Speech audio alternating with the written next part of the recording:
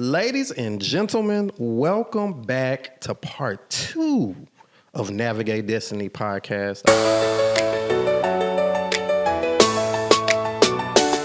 I am your host, everybody's favorite cousin, Andre Vault.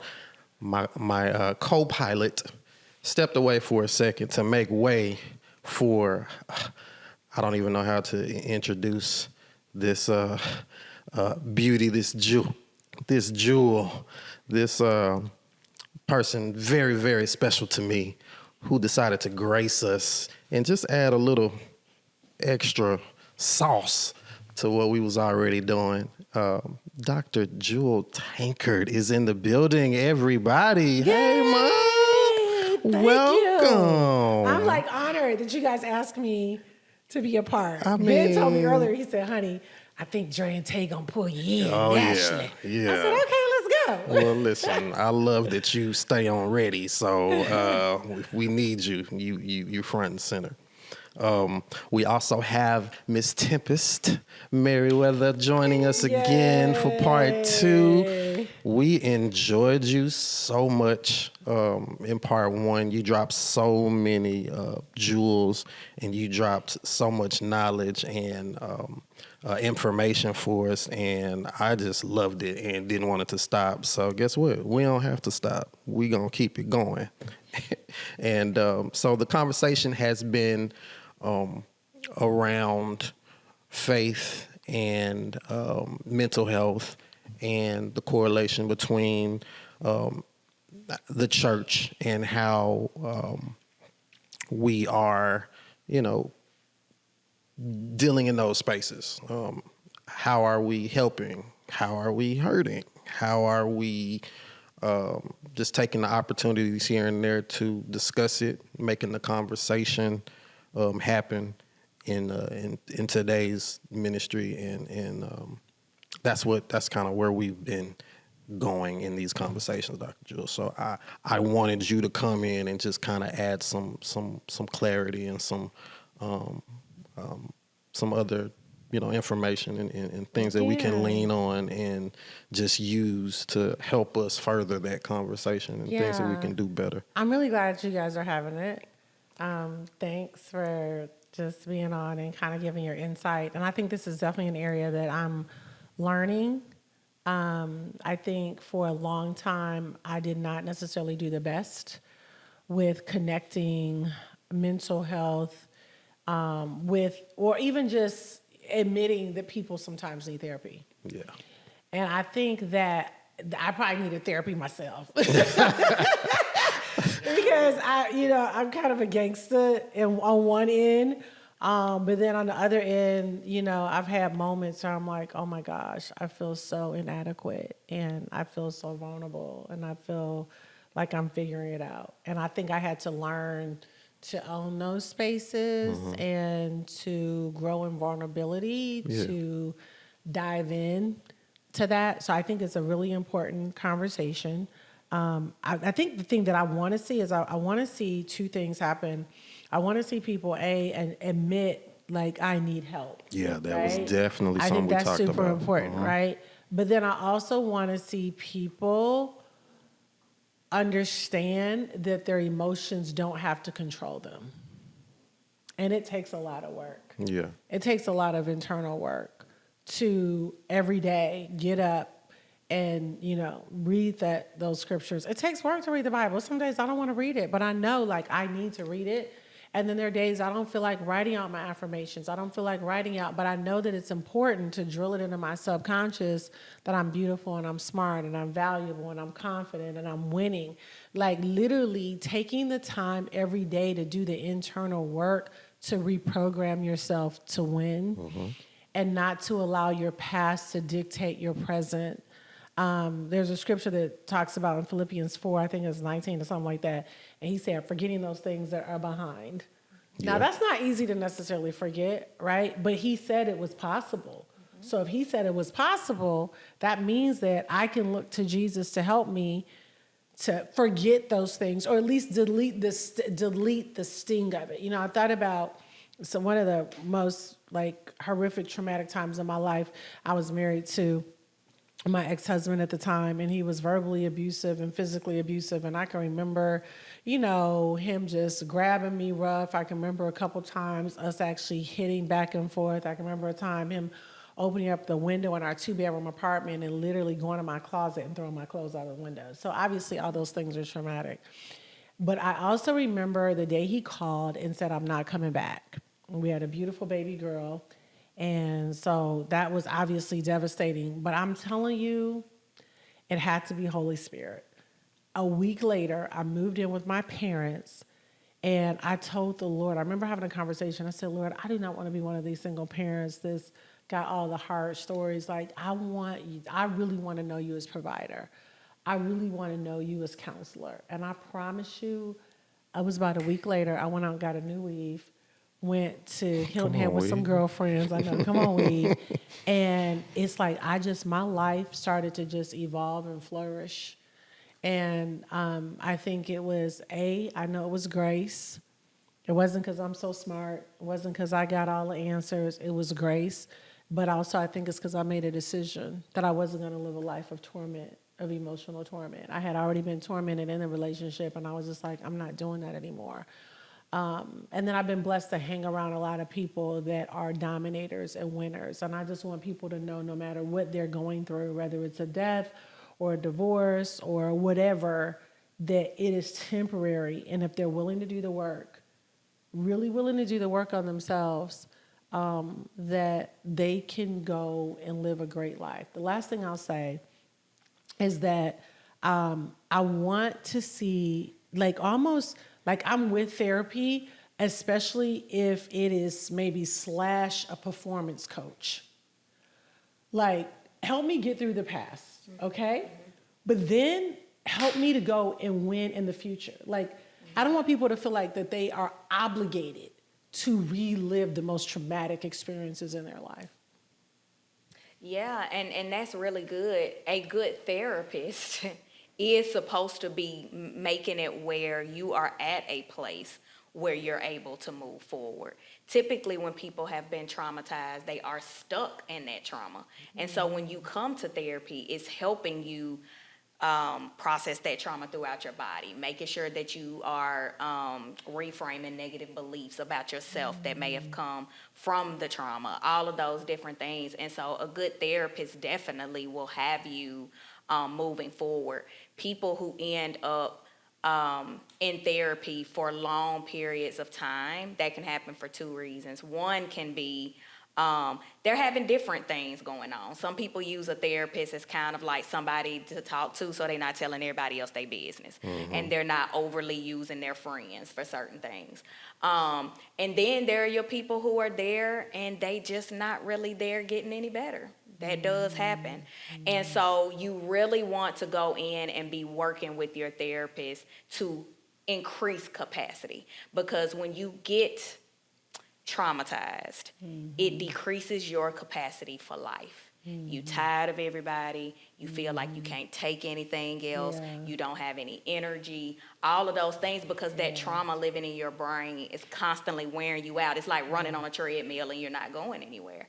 But when you go to therapy and you're able to process that trauma, then now you should be increasing your capacity. That's good. And so I shouldn't still be 20 years later still talking the same way as year one. Now, I don't want to act like trauma just goes away. And I think even the scripture, forgetting those things that are behind, it's a very good scripture. And I think it's bigger than just like the simple term like forget.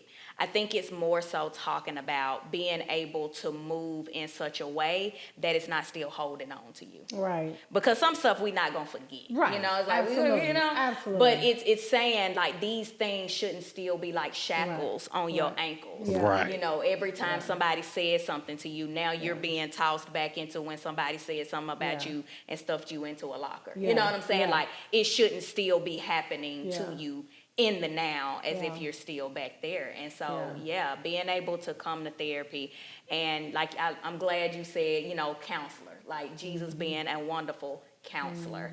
Like that being set up that God gives us. And I say this is with the Bible because it talks about like be anxious for nothing.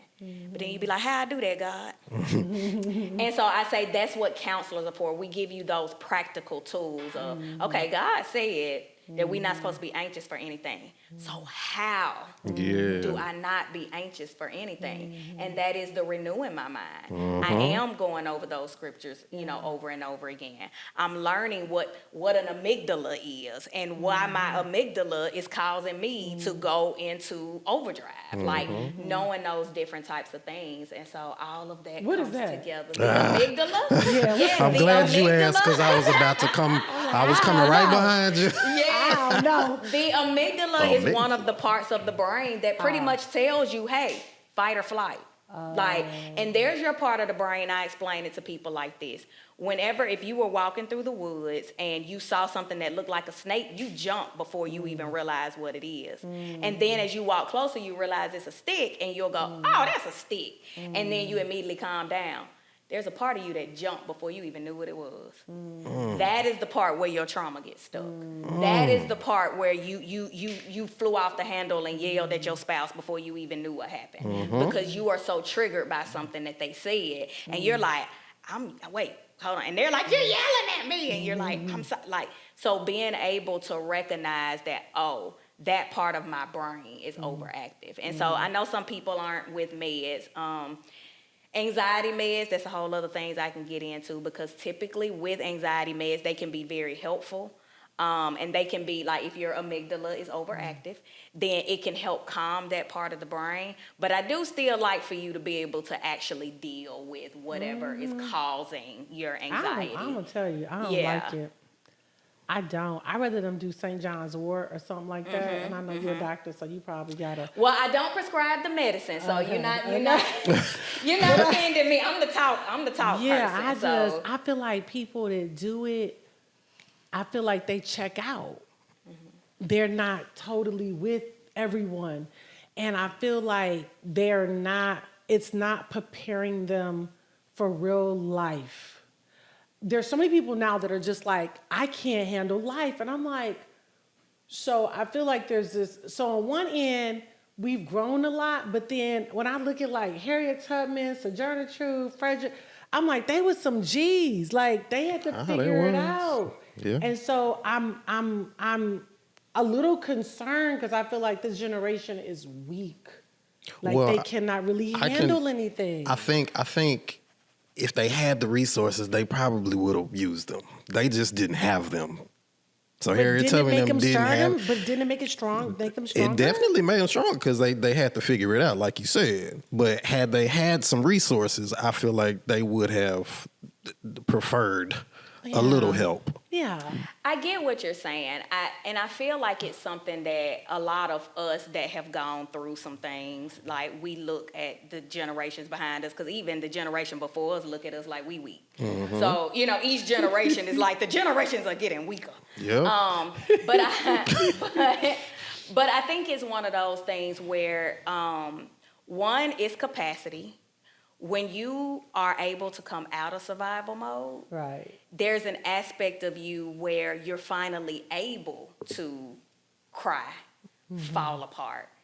So, my grandmother had been through some things, experienced some things I'll never know of, but she created a safe space for me. So now I can cry about it. Now she's not gonna cry, right, but I can cry because literally my nervous system has been made to feel safe. And that was one of the things we mentioned in part 1 with COVID.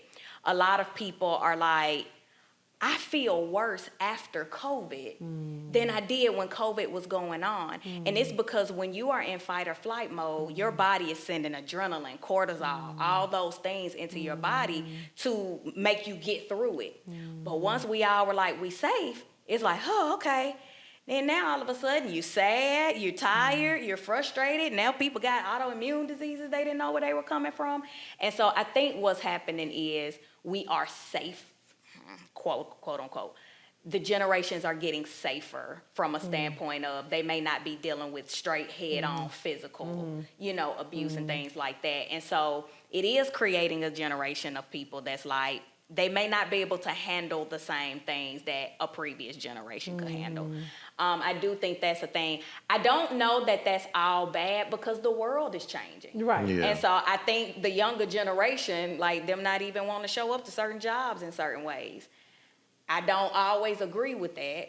But on the other hand, they are changing the job market. Like you're not going to just talk however to is it Gen Z? Yes. Gen Z. You're not gonna just talk however to Gen Z. All right. Like if they don't want to go to work, they do. Right. This is So true. it will force change, and so I think there's definitely some good and bad. But I get what you're saying with we're not being able to handle things and increase that capacity. Yeah. And I had that conversation with my daughter at one point that because she hasn't experienced some of the things that previous generations experienced, her brain still is created to look for those threats. So she will fall apart around her homework. Right. Yeah. But it's because the brain is designed to look for threats. Right. So back in the day, there really was a threat. Yeah. Now there's not one, but the brain is like, well, I'm designed to look for threats, and it ain't one. So, all right, well, Here we we gonna go. cry Here about we go. me now. I'm gonna cry about the traffic. So, there is an aspect of it where the brain is doing what it's designed to do. And so we do have to remind ourselves, have gratefulness practices where we're grateful for all the things God gave us and stuff like that. But that's a whole other. I didn't get a chance to get into this in part one, but that's why I'm glad you're here, Dr. Jewel, because I don't want to bash the church so much because I know we've come such a long way and we're doing a lot better than we did previously centered around this subject. But what do you think we're getting right? I love that question. Yeah. I love it because I think we got to look at life, what's right. Not, they're good triggers too, right? And to expect the best. And because you can do that in everything. And so I just love that you said, what are we getting right?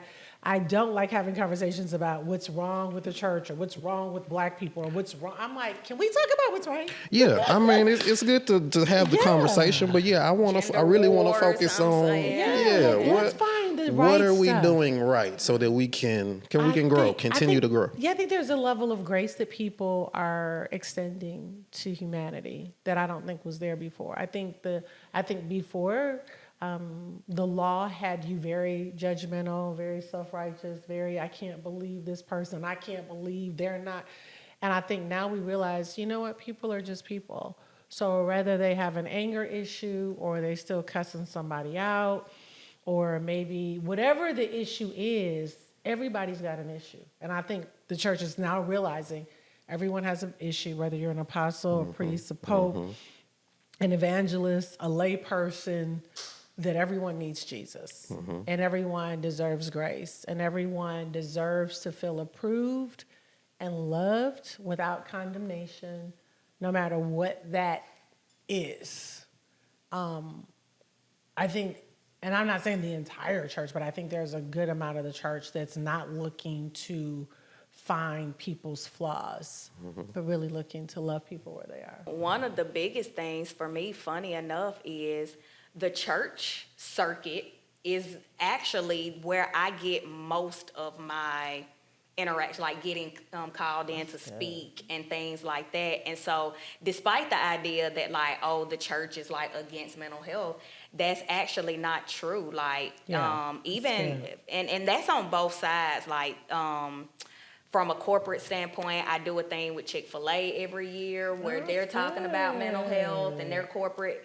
And then, all the way down to, my books and stuff like that at churches, speaking at churches, going to women's groups, all of those things. And I have my other corporate things as well. But the church has really embraced quite a bit. I think it's not talked about. It's seen like, oh, we still don't do that. But I'm actually seeing a lot of embracing Yeah. mental health and embracing and like trying to figure it out. While I do feel like sometimes it's kind of like we've talked about pushing things under the rug, I think there are the people who are still on the ground just trying to figure out like how to love, how to love people, how to love Jesus. There is scientific evidence that having a faith does make you more resilient. It can make you have more joy. And so we don't necessarily have to throw out the baby with the bathwater. There is a lot of hurt and all those kinds of things, but remembering that everything that's negative right now is like getting pushed for clicks. So anything that happens bad, whether that's religious or other things, like we are being inundated with bad news all day long. And it's making a lot of people lose hope. And so being able to figure out how to push that positivity back out there and have a sense of hope and faith is really important. So That's I think that's one of the beautiful. things we're doing right. Yeah. I wanted to get into that because, Dr. Ben does a great job about including the balance in terms of taking care of your body, exercising your faith, as well as the Advil, and using them both in conjunction. So I thought it was really, really important to say that he does a wonderful job about including that and making sure that you just ain't using faith and not taking care of yourself. Yeah. So I definitely wanted to mention that. In episode 1, we did discuss something that I wanted to run by you, Dr. Jewel, about burnout and chronic stress being one of the leading causes of mental health, and then how that can sometimes correlate into the church and, like volunteers, and how we noticed when COVID hit that it just changed the landscape of how church was done. Some people didn't come back. Yeah. They had a chance to rest, and they liked that rest so much that they didn't want to come back. And I just wanted to get your thoughts on, I guess, some things that we could do better to try to, recognize that and speak to it, pray to it, and what we can do to help them. I would say, we try to really push people to have a whole life. Like, go have fun. Yes, enjoy you do. your life, kill it in business or the workplace, enjoy your family time. But then also make sure you keep Jesus as a priority. And I think that when your whole life is not just church, it won't become a chore, right? From Monday to Saturday, Doc and I might be 4 or 5 different places, cities, doing different things with different people, Buddhists, atheists, Muslims, business people, people that cuss, people that don't, every part, right?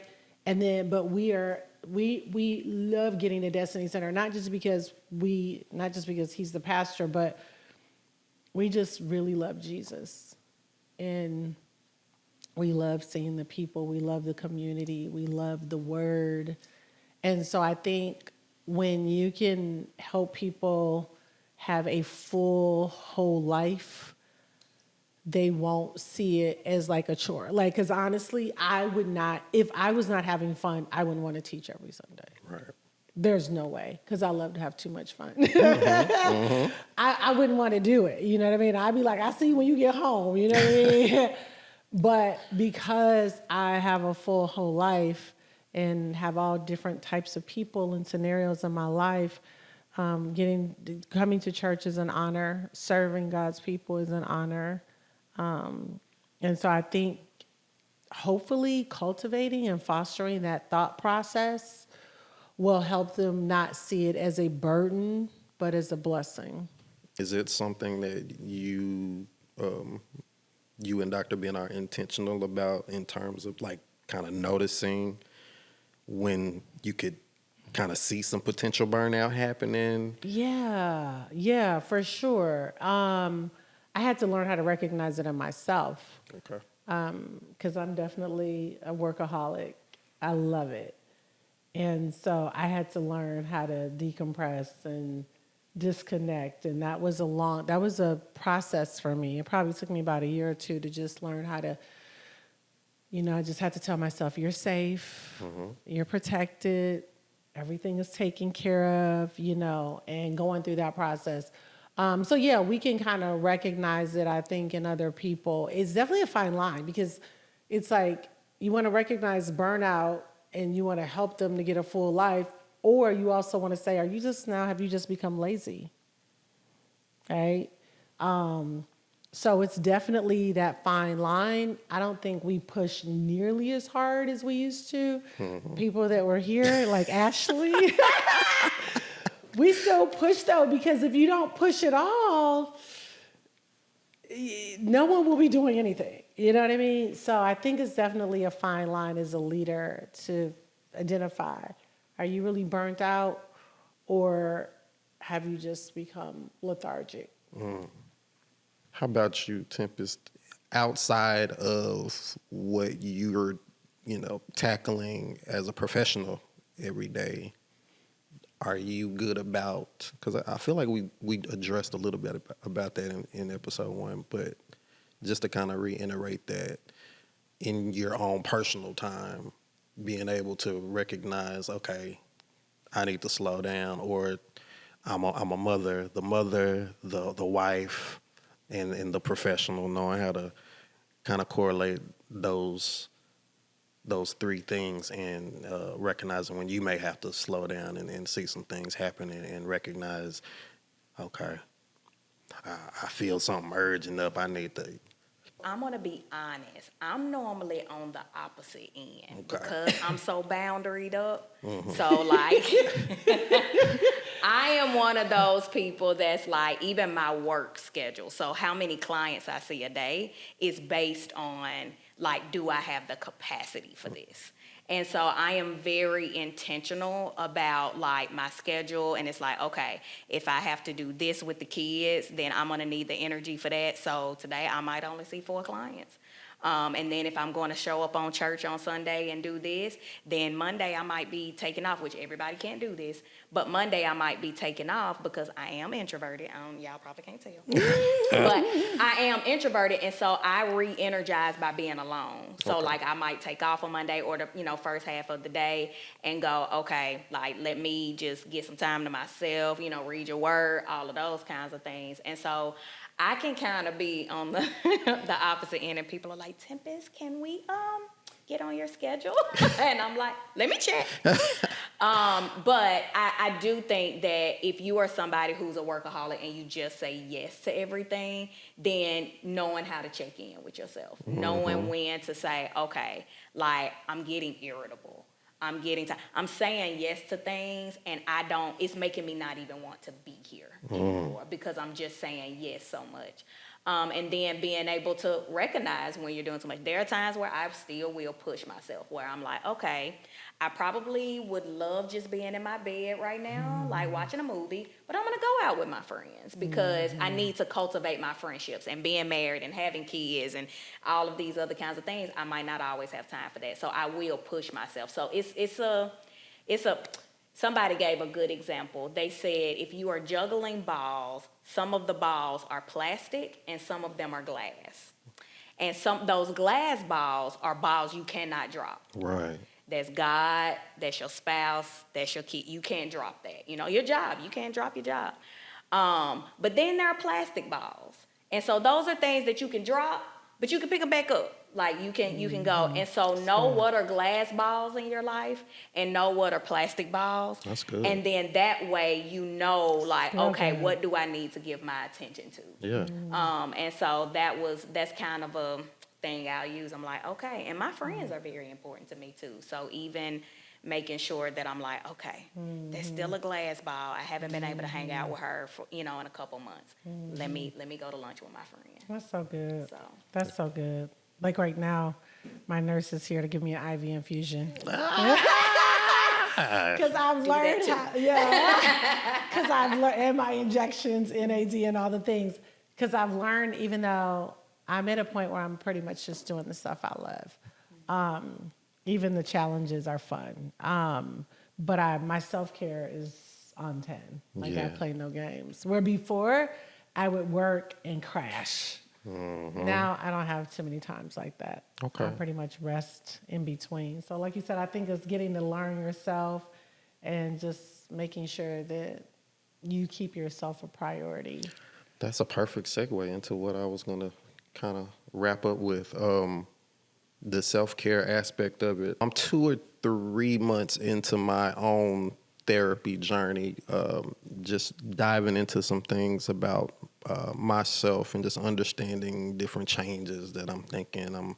I'm desiring different things. I'm just kind of changing, where I'm going. I just needed to know, is it midlife crisis? What is going on? So those are the fun conversations and it's fun to me unpacking, certain things and dealing with that. And I take that as a point of self-care, Yeah, because that's I really just good. thought that is something that will make me better in terms of parenting, in terms of being a husband. Like, if I can't take care of me, I don't know how effective I'm going to be in other areas. So my question was, is that something you do as a professional? Do you have a therapist yourself? And what is that like, knowing, kind of the ins and out of it? Is it difficult, or is it like doctors are the worst patients kind of thing? No, I think every good therapist has a therapist, because we're still human too. And then we're still processing our own stuff. And that also helps with countertransference. Do y'all know what that word is? Drop Countertransference it. is when you can pretty much project your stuff onto your client.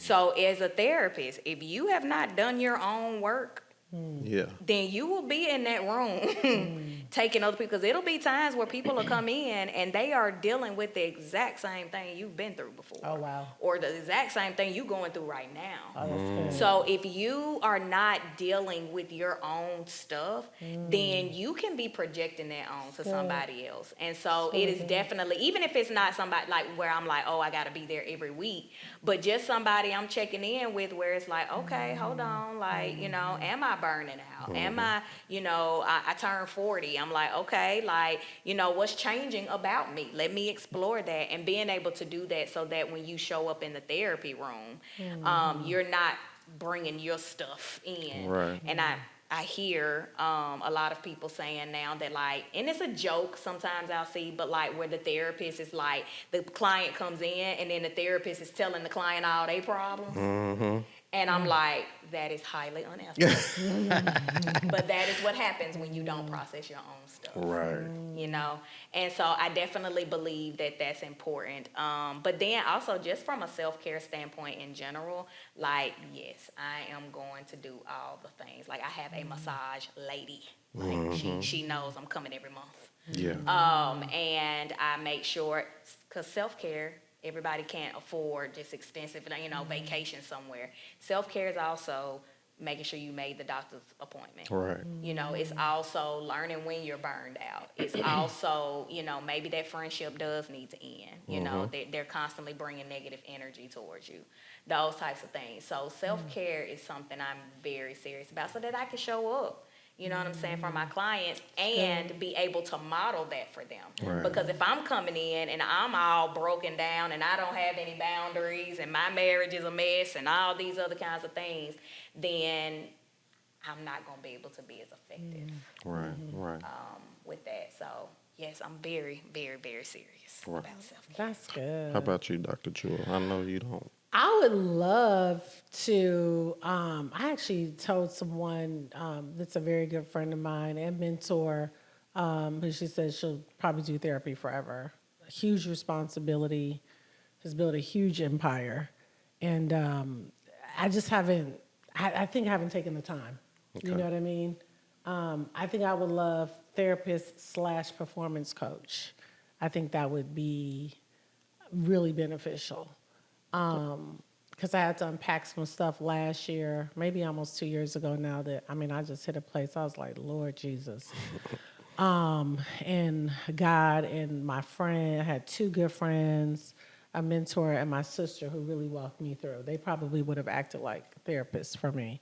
But yeah, I'm definitely down with getting one. I think I would just have to take the time to. Now, see, I'm gonna understand. leave you alone. I said, like, now, see, I'm picking up on. I'm like, you seem to be very concerned that you are not going to be pushed to your potential. Yeah, that's it. Yeah. Oh yeah. No, I'm a thruster. I love multiple projects. You can and- find a therapist Oh, that'll I'm be sure I like, can. yeah, that'll be like, Yeah. Jewel, no, Yeah. we said last week Yeah. that we were doing this. Oh, I'm Now, sure. where were you at? Yeah. Oh no. I know they're there. I just Yeah. have not taken the time. Yeah. But I'm definitely would be open for that. I mean, I think that to you all's point, I think there's so many things that are going on in life every day, all day, and I think it would be great to come and unpack, with someone.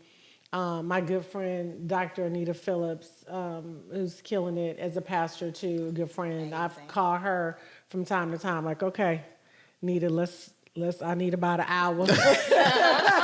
So you are getting there. Well, it was only when I felt like it was crisis. Yeah. But on an ongoing basis, when everything is good, I think it would be good to have somebody kind of help you to unpack and reach your full potential.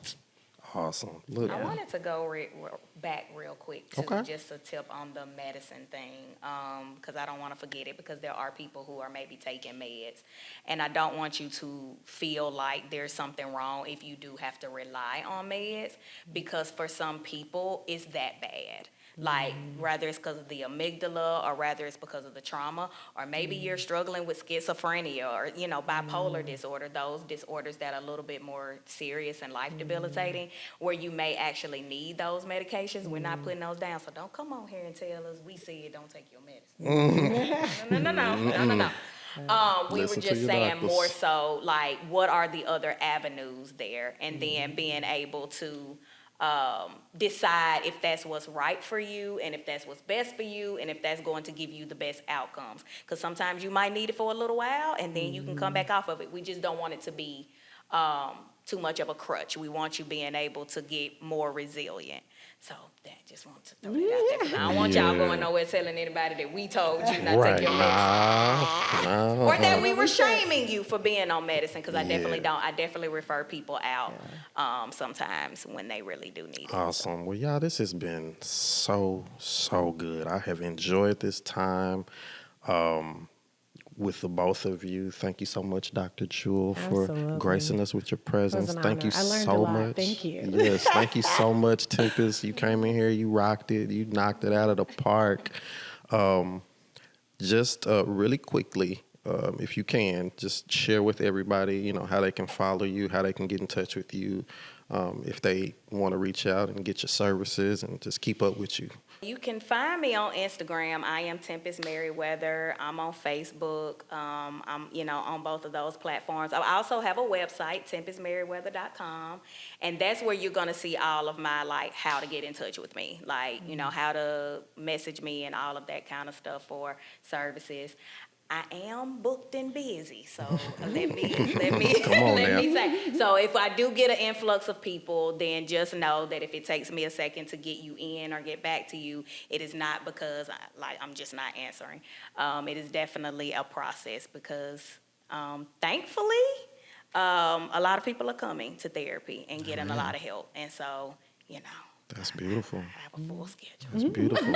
But come anyway, message. That's beautiful. Dr. Jewel, how can they keep up with you? So everything is Jewel Tankard, TikTok, Snapchat, Twitter, Facebook, Instagram, website, all the things. All the things, y'all heard it. Listen, thank y'all so much for tuning in with us. Remember, like, comment, subscribe, share, all of that. You know the deal, okay? Thank y'all for keeping up with us, and we'll catch you on the next one. Love you. Bye.